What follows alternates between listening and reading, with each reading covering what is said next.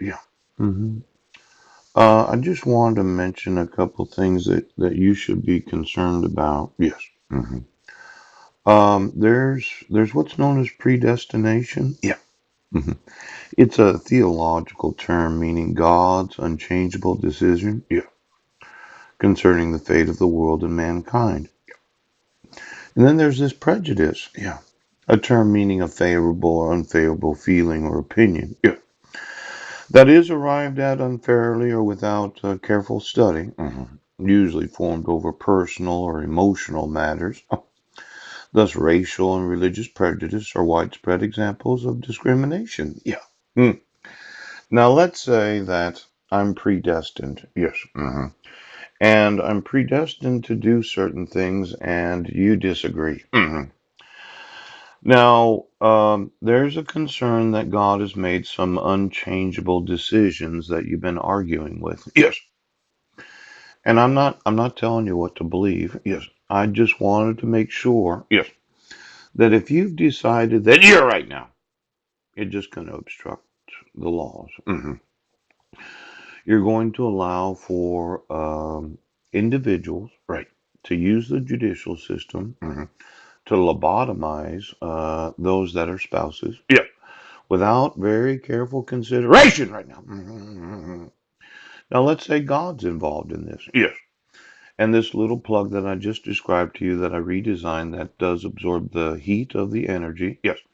and releases a minuscule amount of electricity because of the regulating effect of it. Yes.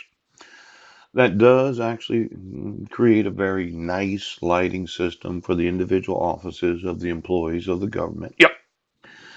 And it's 65 degrees in there. For some people, they'll get used to it. It's comfortable. Yeah.